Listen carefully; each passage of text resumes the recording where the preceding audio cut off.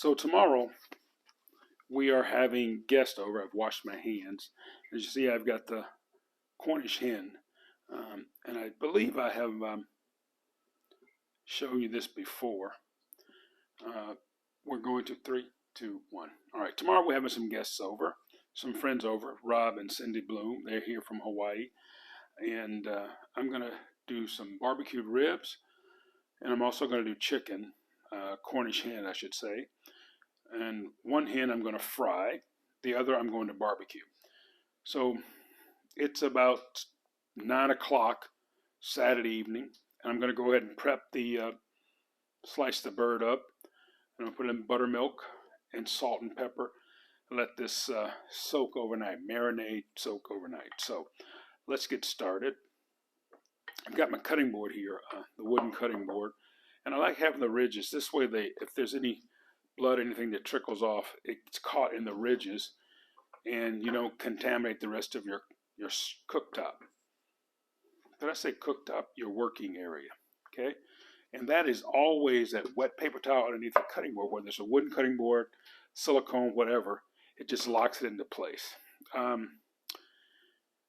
Previously, I've cut through the breastplate for you, so I thought I'd do it the other way tonight. I turn it over and show you how easy it is to cut from the backbone. Here's the center of the back, but I'm going to go just to the side of right off the center line, right? And just split through. I'm going to press my blade. I'm going to try not to block this shot. I want you to see how that backbone cuts through. And I'm using my Cutco blades tonight. The Vustav's out in the studio. Look at that. That's a nice clean cut.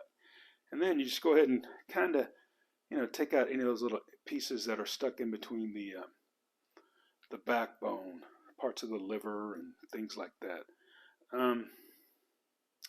Some people are squeamish about this, and I don't want you to be, because, cooking for people you love, this is how you do it. I remember watching my grandmother as a little boy. She would actually butcher the chicken from start to finish. I'm not going to describe that to you. Those of you that with country roots know what I'm talking about. So those are two nice halves of the Cornish hen, okay? And again, we just remove the wing. Just cut right through. You can see a little tendon there. Just take your time.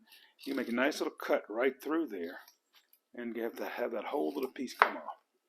Isn't that beautiful? Nice and simple. Now here we go, the leg piece.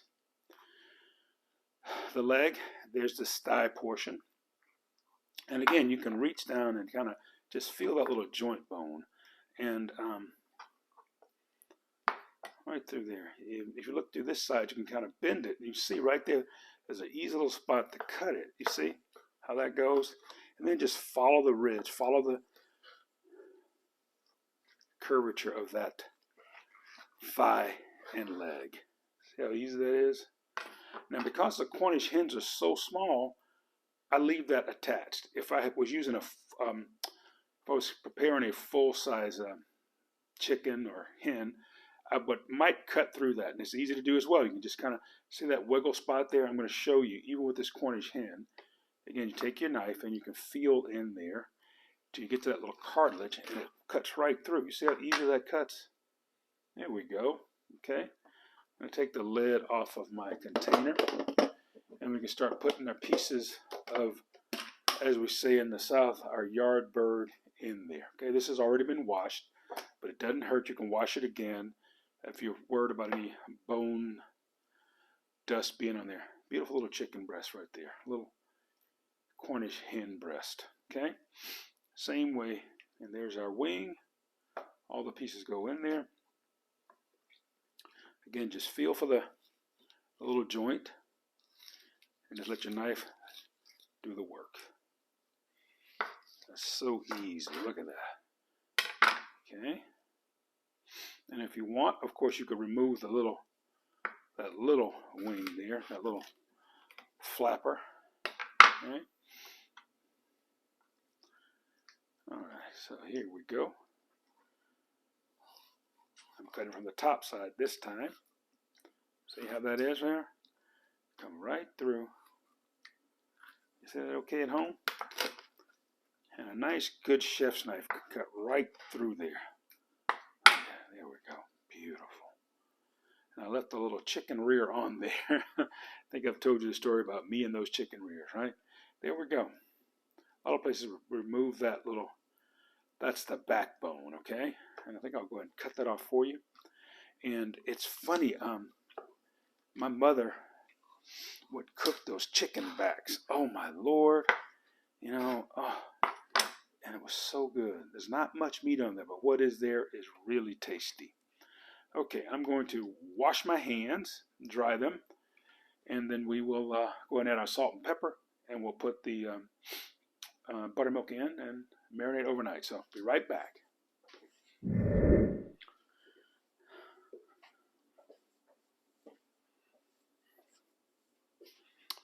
Well, I've gone ahead and done a little cleanup here. Got our bird there.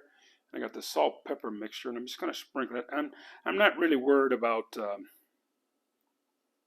turning the bird over, because once we add the buttermilk, everything will get that seasoning. And if you want to add a little paprika, whatever else you wanted to your yard bird, that is cool.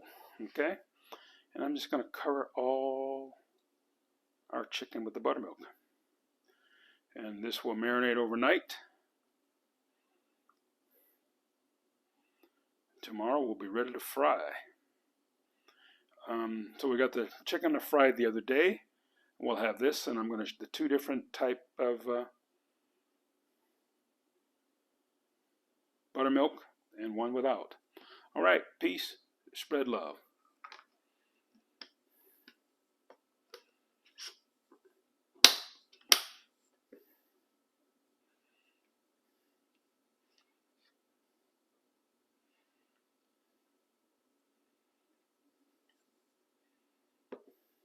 Into the refrigerator.